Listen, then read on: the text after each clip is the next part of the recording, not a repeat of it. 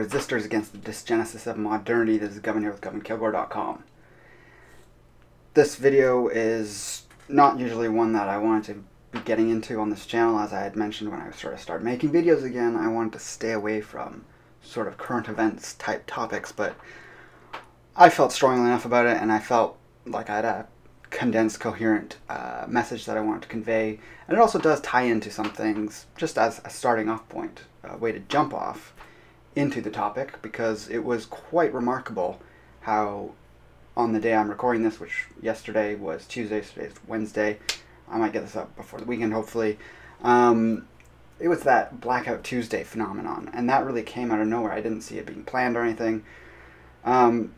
It to me was just so glaringly weird, if I can put it like that.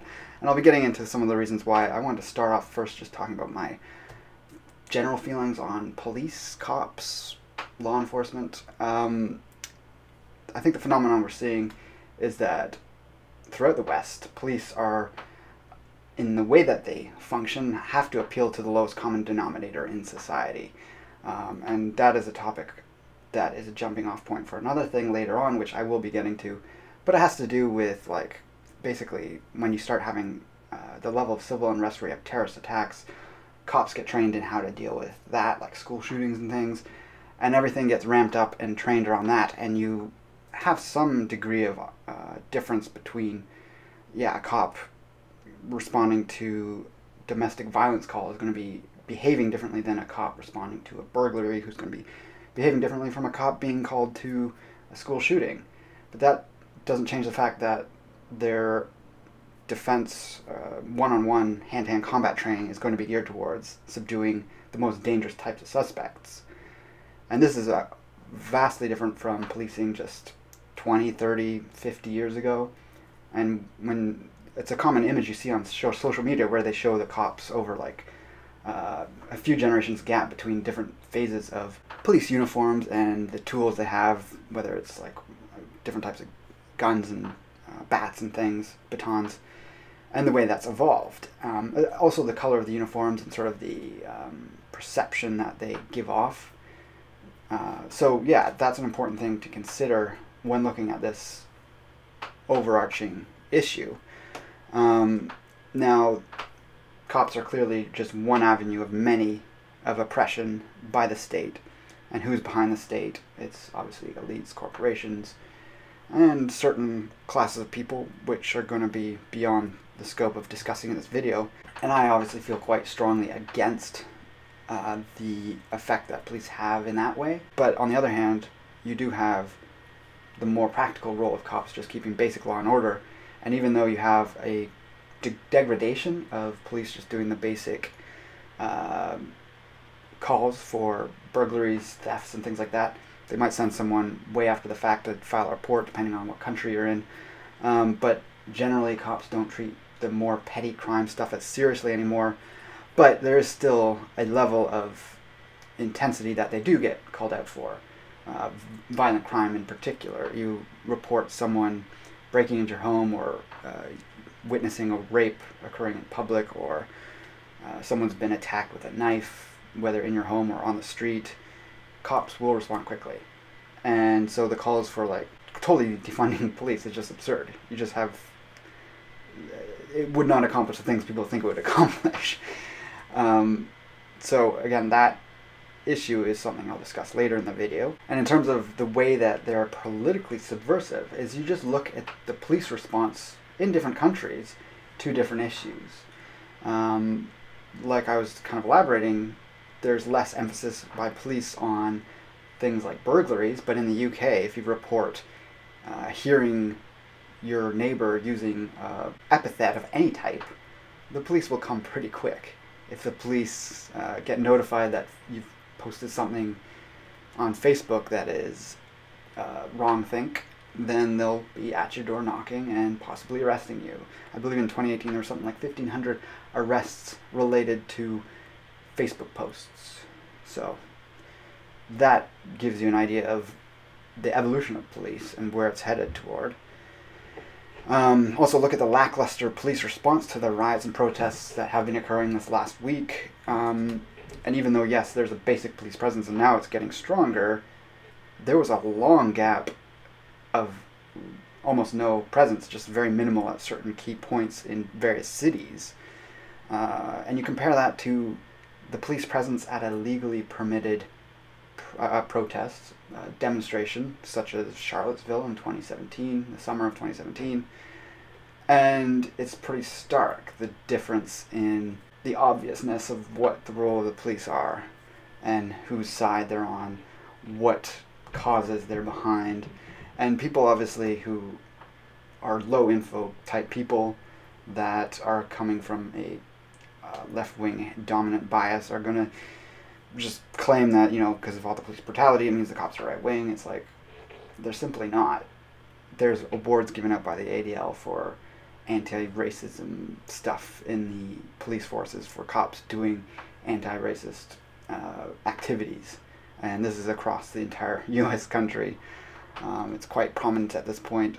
The Minnesota cops themselves, some of them had been sent to Israel to be trained in self-defense. That knee on the neck move we saw Govan doing is an IDF move, a counter-terrorist move for apprehending and subduing a terrorist, meaning someone like with extreme violent intentions. The Minneapolis Police Department is trained by the Israeli police. The knee-on neck technique Chauvin was using comes from Krav Maga, which is an Israeli martial art. Quote, "Every year we are bringing top-notch professionals from the Israeli police to share some knowledge and know-how about how to deal with terrorism with our American friends." So the Minneapolis police are being trained to treat suspects like terrorists, and Floyd got the bitter end of that. A lot of people don't like seeing the police treat everyday suspects like terrorists. Fine. But if you want that to stop, you have to convince Jonathan Greenblatt and the ADL to stop promoting hate. They are the ones behind this initiative. Quote, "The ADL works with every major federal, state, and local law enforcement agency. From the Federal Bureau of Investigation to major city police departments, state police, highway patrol, and sheriff's departments. Over the past decade, we have trained 150,000 law enforcement personnel." And so, yeah, when that gets carried over into like a really petty crime type scenario, that's the intensity that we see police doing, and a lot of people have a strong feeling of revulsion against, rightfully so, because yeah, that's not appropriate. That's two different scenarios and two different responses in terms of the level of force necessary to subdue someone. I participated and was a part of the police accountability push or movement. It was kind of an offshoot of libertarianism, but it definitely had some overlaps with and crossed sort of that left-right wing divide. There was a lot of left-leaning people within it, and I guess you could say both were like libertarian left and libertarian right. They agreed on police being a really horrific force that was gaining power in the U.S., and this is before a lot of the Black Lives Matter stuff began. It actually, we could see it being subverted right before, and then when Trayvon Martin case occurred, and also the ones that followed shortly thereafter, we just saw people coming out of the woodwork, mostly from the left-wing side within that movement. If anyone remembers the Cop Block Facebook page, that was a pretty prominent page.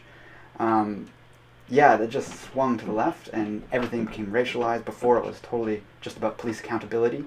And the police stats reflect that then, they reflect it now, which is a part of this video I'll go into later on. And yeah, that was a grassroots movement. The police accountability was one that was just people coming together. They all saw stuff that felt like it was injustice. A lot of it came out of seeing the effect of the G20 riots, also the effect the police had on Occupy Wall Street. And that was, yeah, before things became riddled with this SJW filth that totally subverts and distracts from the important greater cause. And so, yeah, that's the takeover of a grassroots movement by appealing to this term I'm going to use, the lumpen proletariat class. And that's sort of a counter-revolutionary tactic used by the elites, by corporations, by whomever's in charge in a given country, at a given civilization, at a given point in history. That's an older term, but it's the term for there's people within society, specifically around sort of the lower end of the economic strata of society who are going to have sort of baser instincts in terms of wanting immediate rewards and immediate benefits, and they're willing to push for a greater cause in exchange for short-term benefits.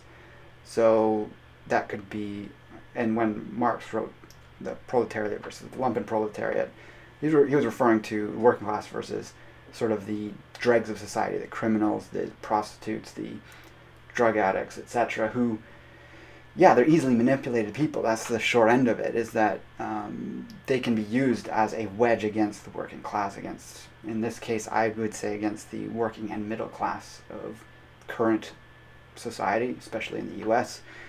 When you appeal to people that want to riot just to do destruction and not have any aims or goals, it's not a riot to go burn down every government building, it's a riot to burn down whatever that's in the way.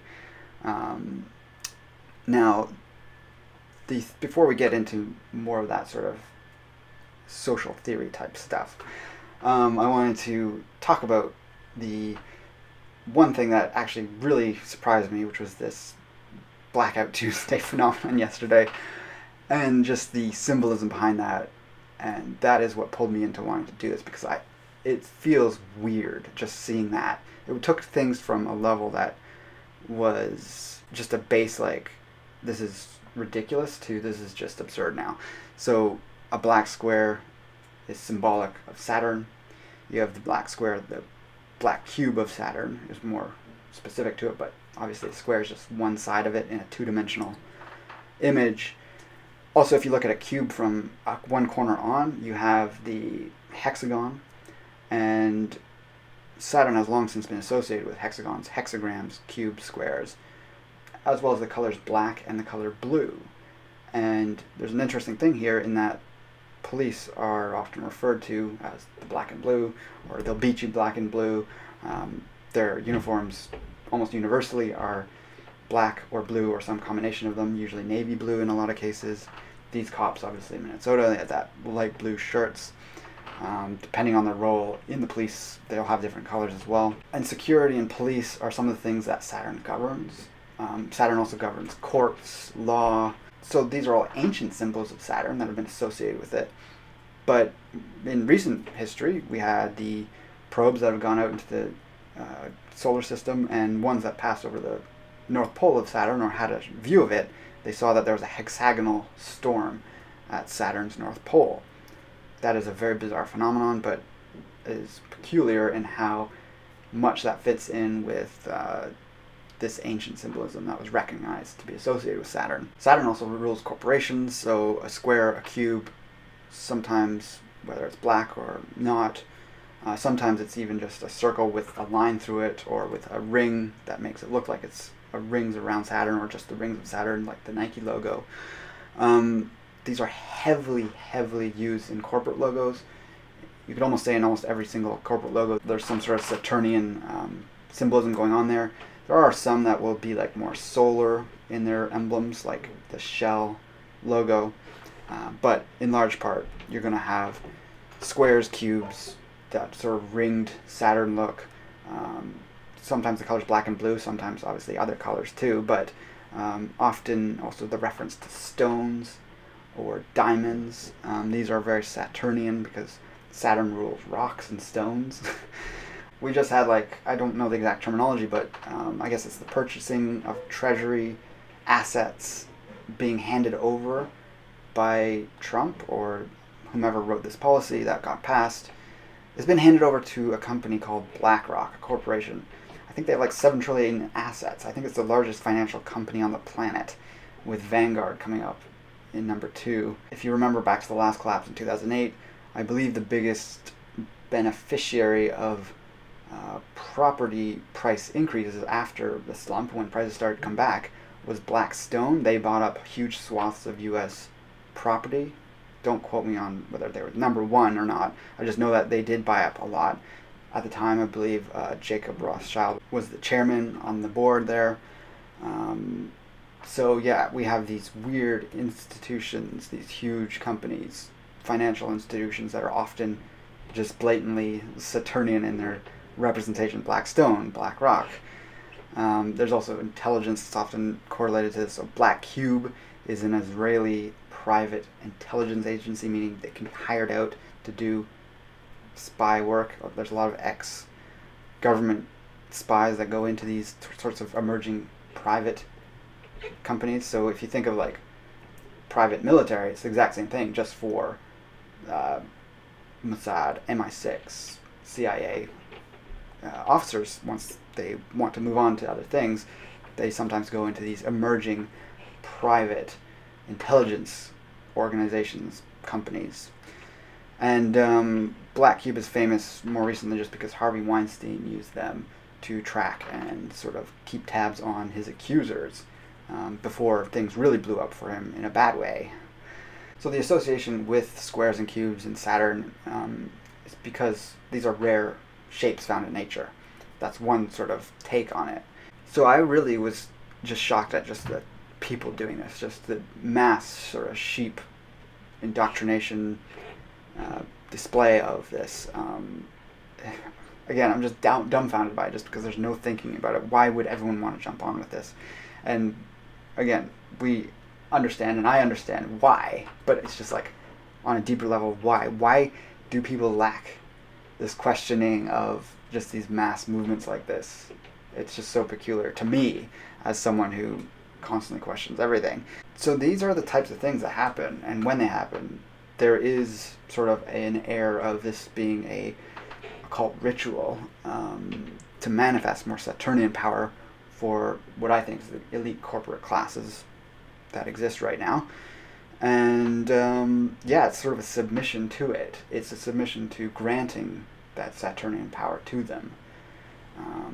And so every planet in an astrological view has positive and negative traits. And for ourselves, those planets in our own chart, or even their effect on us on any given day, depending on what's going on in the sky, they can bring about these positive or negative traits. But there's also the greater planet and individual countries and the effects that are occurring. And so at any given time, you can either be moving towards the beneficial traits of these things, or you can be manifesting more of the negative and moving towards the negative. And I think when people are giving up their power with a display like this, they're helping move sort of this negative trait representation in society.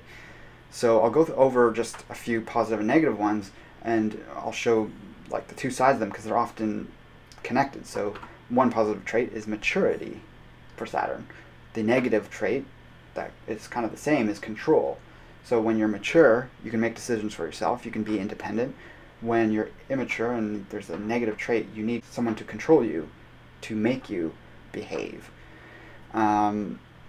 There's a positive trait of self-responsibility. That's quite similar.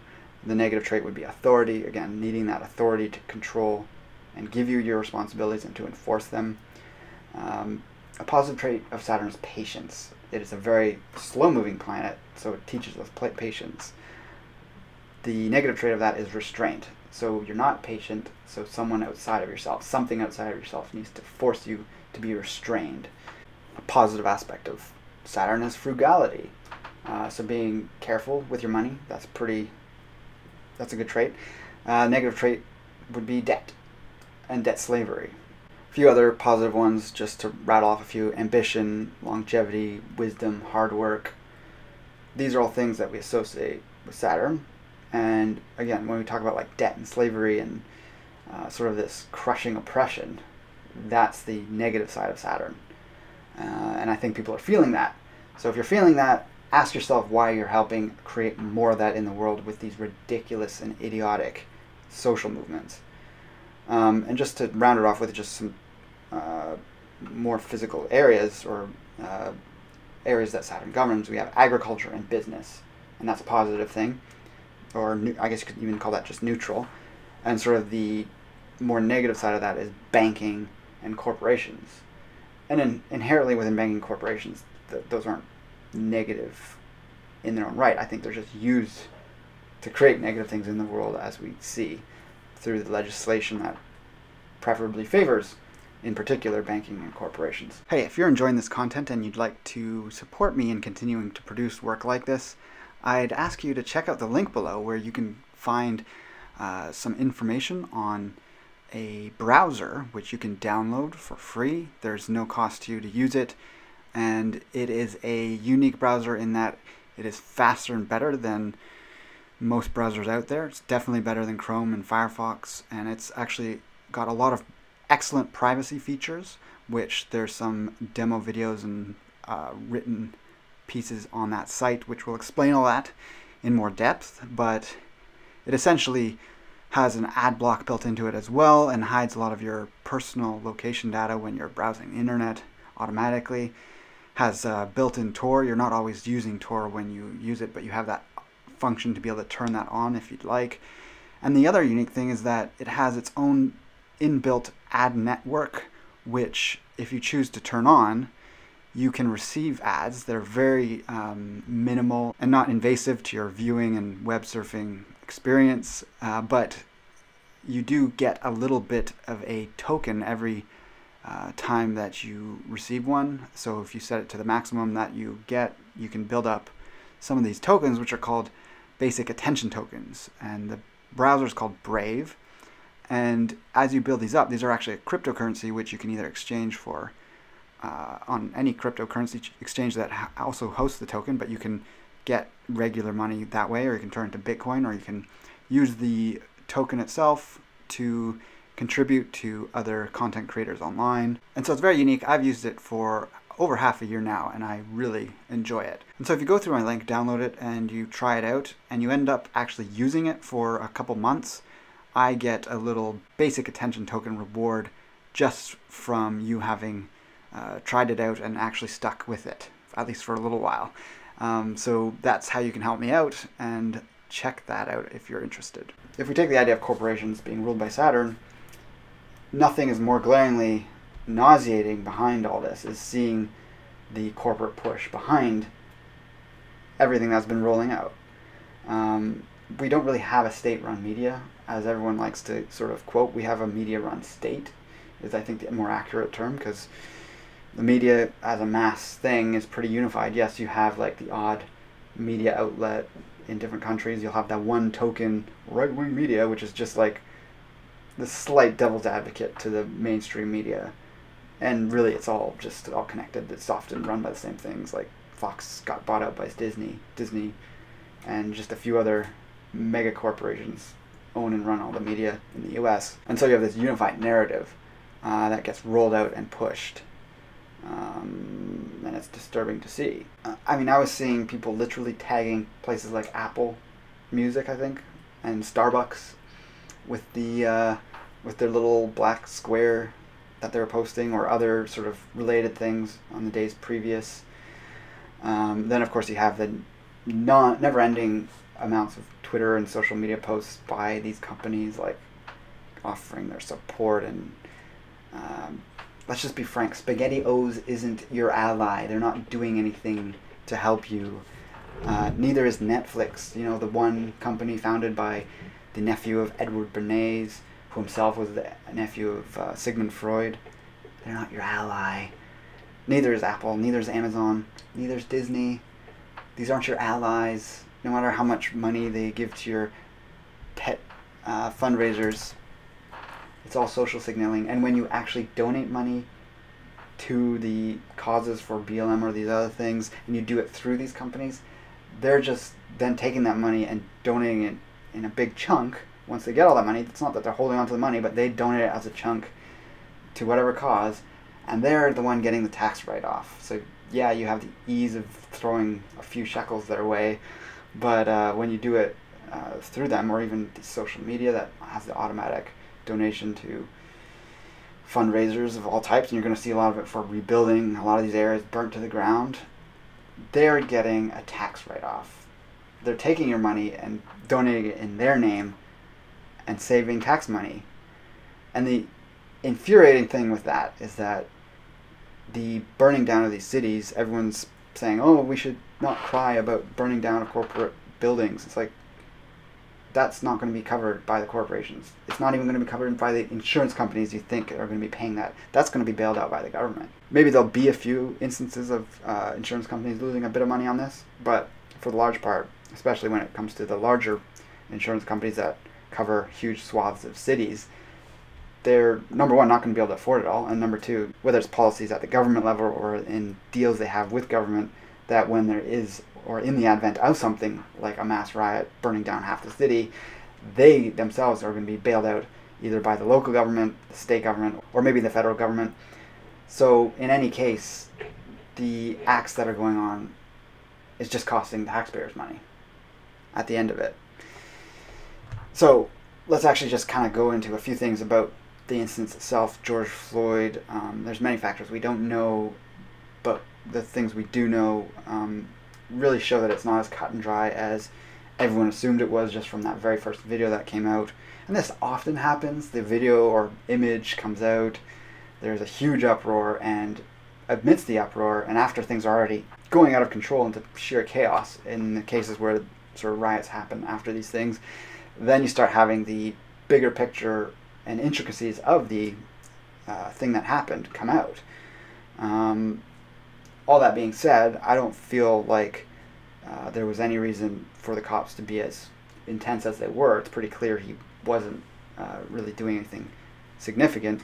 What happened with the new video that came out of him being arrested at first, he was held to the side of the building, then he was brought to the police car, and that 8-minute video of him being held on the ground was after he was being put in the car. And again, this is something that's not caught on tape. Maybe there'll be body cameras. I don't know if the cops had body cameras on or not, but he got like pushed through and then fell out. Whether he was climbing through, because someone was reporting that he was claiming to be claustrophobic. I mean, he was in a car right beforehand. So I understand being arrested is a stressful event, but if you're claustrophobic and you're in a car and you get arrested and pulled out of your car and then you're being put in a police car, it's not totally an accurate claim as to why one is going into such an intense place of anxiety. So the reason the police were called is he's attempting to pay for, I believe, cigarettes just with some fake, possibly counterfeit money, alleged counterfeit money. The employees even confronted him in his vehicle before the police arrived. And on the phone to the 911 operators, the people said that he was awfully drunk and he is not in control of himself. So that's their words. The employees of the corner store or whatever he was buying the cigarettes at. So I touched on the knee on the neck move. Obviously that was way over the top and just bizarre. Definitely was conflicted when it happened, just because you definitely need to have an outcry over these things, because these things do happen and cops do get let off when it's clear they've done something horrendous. But let's just go over a few more details here. He was pronounced dead 90 minutes after his arrest. So the arrest obviously took some time, and at what point you start that 90-minute counter during the arrest is hard to say, because it was actually, maybe the whole arrest period was about 20 minutes long, and it was about halfway through when he had actually fallen on the ground and had the knee being placed on his neck by Govan. You had the ambulance called, and it arrived 10 minutes after it kind of started to accelerate there. But regardless, you have 10 to 20 minutes average amount of time that it takes paramedics to spend attempting resuscitation. At most, you could argue that it's 40 minutes that paramedic will attempt to resuscitate someone if they're very young and they're maybe experiencing hypothermia, so there's more chance that they could be revived from resuscitation. So you're looking at about an hour-long period, or at the very least 40 minutes after he'd gone to the ambulance, where the paramedics hadn't pronounced him dead yet. So that implies that he didn't actually die right on the pavement there with the cop with the knee on his neck. Paramedics can, in almost all instances, be the ones to pronounce someone as dead, and they do it accurately. They don't just wait an hour for no reason at all. If he had died from actual asphyxiation from the cop, it seems to me, as a layman's perspective, that they would have pronounced it much earlier. So that full 90-minute period, with that bit at the start taken out for all the confusion around timing, there's still a whole hour there, at the very least 40 minutes, where he would have been in the ambulance before he actually went into cardiac arrest. And they did describe that there was a cardiac arrest event that occurred.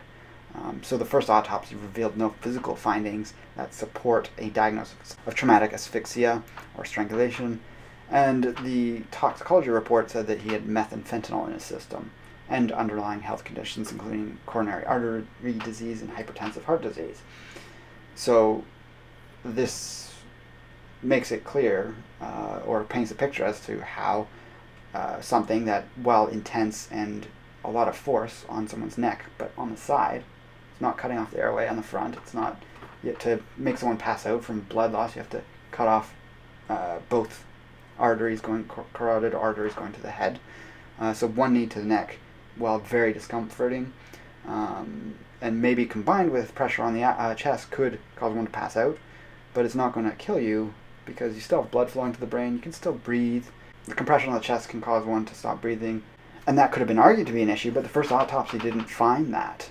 And it wasn't until an independent autopsy was done very quickly, I believe within the next day after that first report came out and was being reported on by the media, you suddenly had the family hiring Dr. Michael Baden, who came up with a different conclusion. Just so you know, if you kind of recognize that name, Dr. Michael Baden's the same expert who pronounced Jeffrey Epstein's death as a suicide by strangulation, self-strangulation and suicide. So yeah, that's the level we're at, where that just happened last summer, and that figure is out there doing more work for the system. Shortly thereafter, the Hennepin County Medical Examiner, so shortly after the independent report by the family, then the official secondary report by the county came out, which released its own findings, concluding that the manner of death was homicide. So, yeah, we've got these fighting narratives already occurring, and of course the media is kind of favoring the one by their special guy who covered their asses with Epstein, gave them the excuse they needed. So, again, like, it's disgusting the way police often take down people. There can be a resistance to arrest that isn't necessarily perceptible on camera, because someone can be resisting just in muscle stiffness by not letting their hands be put behind their back, by not complying with them trying to get them into a car, or not bending down when they're supposed to go into the vehicle. There is obviously things on the video that are just horrendous, where they're telling him to get in the car, but they're still on him. So yeah, bring down the book on the cops, by all means. But show me the claims of racism, show me the fact that he was targeted because he was black. This is what it gets pushed into and flares people into an outrage over. And just in so many cases, there's never any evidence of that. These are police brutality cases. These are not racial cases. And even in instances where you can find that, they're so rare that you can't just assume that about every case. The cop himself, Govan, was married to, I believe, a Filipino or an Asian woman of some possibly Southeast Asian background. Out of the 4 arresting officers, I believe they're all charged now. Govan was the one obviously on him, but there was others on him. It's absurd that people can actually do this. Of course they zoom in on Chauvin's face and they made it all about him, and he was the first one to be charged, and rightly so, but come on. There's no evidence that this was racially motivated. In an area where you have a higher percentage of black people in an urban area than in other parts of the country, and black people do commit more crimes on average than other people, you're going to have a disproportionate number of black people ending up in these situations. And we're going to talk more about stats later in this video. But again, just look at reality. Don't go into these hyper insanity cases and push this narrative. And when you participate in with these stupid movements, you just become such a lackey for the system, and you totally divert something that needs to be addressed socially, and you move it toward causes that are not legitimate.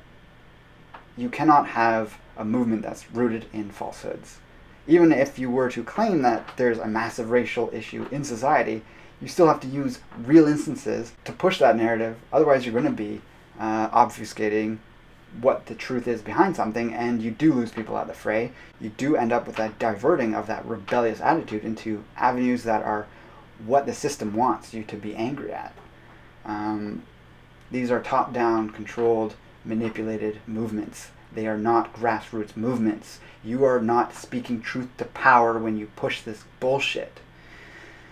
Causes and the effect of the riots, from what we can see, is, from the layman's view, the case deserves, again, him to be charged with manslaughter at the minimum. But when these cases that are not very cut and dry happen and they get pushed in this way, unlike a case which did get some outrage for a short period of time, the Daniel Shaver case, where he was a white guy killed by a white cop, absolutely brutal. Probably the most cut and dry thing I've ever seen police do in terms of the egregiousness and callousness and brutality of it. And there's just nothing that exists like that, quite in that way, with as clear video evidence of the brutality of the police when it comes to a white cop and a black suspect.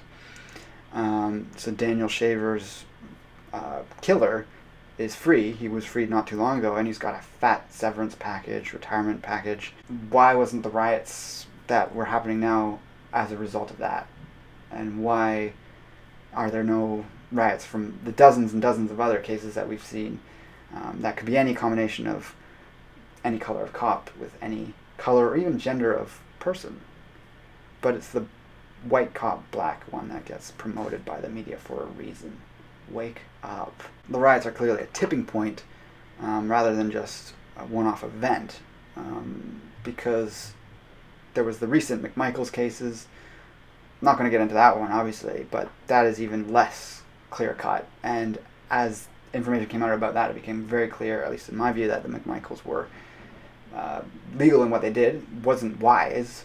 It wasn't the desired outcome, but the way they functioned. And from what the evidence we can see, it seems pretty clear to me that they're innocent in that case, and I don't believe they're going to be pushed through and found guilty, but you never know at this point with the way the court systems are going and the racialized sort of kangaroo court side system that's emerging to prosecute these instances, just to further the social justice narrative. So the effect of the riots, they're not hurting big corporations at all.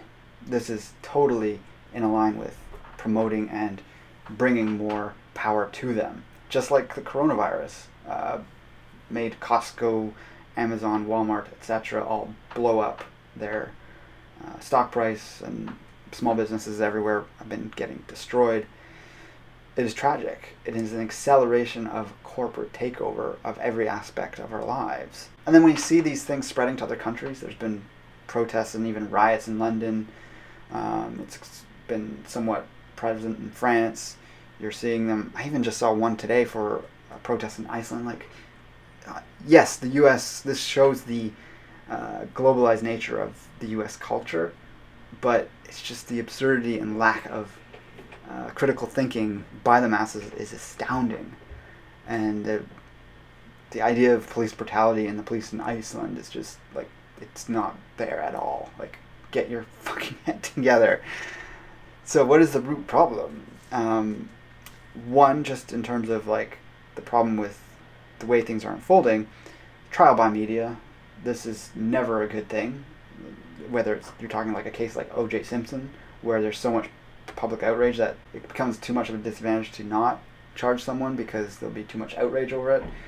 In the case of O.J. Simpson being black. In this case, it's the opposite, where there's a black victim, and there's so much public outrage that you can't not, go after the police. And I agree that the police should be gone after, but it's the intention behind it and the reasons behind it, because it's a claim that there's been a racist incident, where the heckler's veto is the cause behind people's capitulation. That's a serious issue, and once it begins, it just grows, and it's begun. It's been really intermittent where we've seen it, but I think we've reached a tipping point where the heckler's veto is being heard at the government level, and they're starting to capitulate, and it's going to get out of control fast. Whether this protest and riots die down and is a future one that explodes and just turns everything upside down, or if this one just kind of stays at a low boil, but then something else happens and it blows up, we're at a very significant point in history with all this. The other bizarre claims, like the outrage when, specifically about like right-wing racism, when you're kind of talking about a Democrat state with a Democrat city with a Democrat-appointed prosecutor who had previously let Chauvin off on some of his past brutality issues that he'd been taken to court over. You're looking a little silly if you're trying to make this all about that sort of thing. I'd mentioned that there's police training in Israel for sort of like counterterrorism level sort of self-defense, hand-to-hand combat. Yeah, that is a thing that goes on. So the idea of the lowest common denominator of policing being sort of what ends up occurring is significant because, yes, you have like really violent incidents and events that are on the rise in society, and police have to be trained to deal with that, and some of that training just kind of like bleeds into the way they respond to everything then. The same thing could be said when you first had the end of segregation. Blacks bring more crime. Blacks have higher rates of violent crime. This is just something you have to accept if you want to have an accurate and not biased worldview. When you deny that stuff, you just look idiotic. So don't even try it with me. But when that first happened, that was sort of the first step in the ratcheting up of the way police dressed and the amount of force they had to use. And because blacks are more violent and more likely to be violent towards police in the midst of being arrested, yeah, police have to learn to be more forceful, and that gets applied to everyone. It's almost like a crabs in the bucket type thing. When you have a multicultural society, everyone gets brought down to the lowest common denominator in terms of the behavior of the people. The people with the worst behavior affects everyone else. So police, I mentioned the training in Israel, defund and demilitarize is not the solution. You see people saying this everywhere. You're just going to see the rise of privatized security. When you have less law and order, people want law and order, at least for their immediate communities, and you're going to see the rise in private security, private military, and it's just going to snowball out from there. And you're going to see the lowest classes of people with the least amount of law and order. So it's going to increase the social divide. So when you say defund and demilitarize, that's not the solution. The solution is to actually separate people. And then you let blacks police themselves to whatever degree they can do that. If at some point in the future, in such an experimental situation, they wanted outside help because they can't handle it themselves or don't have the organizational ability to do that, then you offer that to them. But blacks did better under segregation. Every metric that we look at in terms of black quality of life has fallen since the Jim Crow era.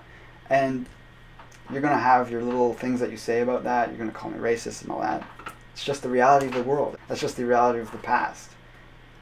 Look at the stats. And if we actually look at police stats, we're going to run through a few different things. I'm going to stick all the links in the information bar below, in the description, and they're going to be numbered. Number one is a study showing police officers in a lab-controlled threat perception scenario are more likely to assume black suspects have a weapon than whites, but are more hesitant to shoot armed blacks than they are armed whites. That's an interesting thing. So yeah, it's not an identical perception that officers have of different racial groups, but it's actually showing the opposite of what people think based on these media outcry hysteria that occurs around these types of events. Number two is there's no racial bias against black people in police shootings. This is a pretty prolific study. There just isn't one. Full stop. You can stop fucking pulling this shit and claiming otherwise because it doesn't exist. Number three, minorities and especially blacks may experience more force during arrests, but it is not definitive. So yes, as an addendum to that is that there is a stronger use of force in some cases when police are dealing with blacks, but it's not when it's white police with blacks, it's all cops with blacks. So number four, this is just from 2018, people shot to death by police in the US by race, and obviously you see in that statistic there's white people have the highest number, but people will say, oh, but blacks make up a smaller percentage of the overall population. Yeah, but they make anywhere up from 2 to 5 times more the rate, depending on what type of crime you're looking at. They make up more of the criminals who have interactions with police. Number 5, black police officers in the NYPD are 3.3 times more likely to discharge their firearm on a suspect. Number 6, Philadelphia officers who were black and Hispanic were more likely to shoot unarmed black suspects than white officers. Number 7, 40% of cop killers in the U.S. are black, and blacks make up 13% of the population. So this is a pretty clear indication as to why police would naturally have, whether it's unconscious or just through training. I doubt there's actual training for this, but word of mouth, just the reality of the day-to-day situation, they understand what their biggest threat is when out on duty. So if you know that the demographic most likely to kill you as a cop, most likely to randomly pull out a firearm and discharge on you is going to be black, of course you're going to be a little more forceful with them when you have them. You're going to want to quickly pat them down, find out whether they have a gun, a knife, etc. Because they're more trigger happy. They're more likely to shoot you without thinking twice about it. Number 8. This is another study by Roland Fryer. That was one of the early ones as well. Of the National Economic Bureau found police officers in Houston were 24% less likely to shoot blacks than whites, and that black and white victims of police shootings were equally likely to have been armed. This is starting to another study showing not just an equality of victimhoods of police shootings, but it's actually weighted towards whites based on when controlled for number of interactions they have with police. Number 9, and the last study here, there's no relationship between county-level racial bias in police shootings and crime, even race-specific crimes. So, this is just a smattering of studies. You can peruse through them. And again, we just have to get out there and respond to the narrative that there's actually something worth having a racial riot about. This is what the system wants. They want it diverted into something that's not true. So, this diversion into it being about race is about appealing to lumpen proletariat types, but also we could call sort of a new emerging class, the lumpen bourgeoisies, or Antifa would definitely fall into this category, where it's like the degenerate upper middle class, sometimes even higher. You had New York Mayor de Blasio's daughter out amidst these protests, blocking traffic. These are, in the lumpen bourgeoisie case, these are rich kids that are out protesting white oppression. In some cases, they're literally mixed, as is the case with de Blasio's daughter. So you're simply not oppressed when 70 to 80% of politicians, the entire entertainment and news media establishment, the entire academic sphere, every major corporation, and every celebrity publicly takes your side. Do you hear that? There's probably even more things we could name off that are taking your side if we're talking about people that believe black people are actually being oppressed by cops or by white people in society. All of that, the entire elite superstructure, politicians, entertainment, news, corporations, entire academic sphere, celebrities, they're all pushing for this propaganda that is not true, that is based in falsehoods. You have individuals amongst them, a smattering of them. You see them on Twitter. To whatever degree they're still allowed to talk freely. Obviously you have Trump, who only signals about this stuff. He doesn't do anything. He's not done a single thing when it comes to the racial grievances of the people who vote him into power, his base. Black and minority crime is a real thing. It is at a higher level. With blacks, it's much higher.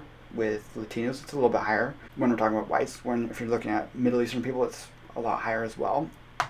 And you're not speaking truth to power when you're just blaming it all on whitey.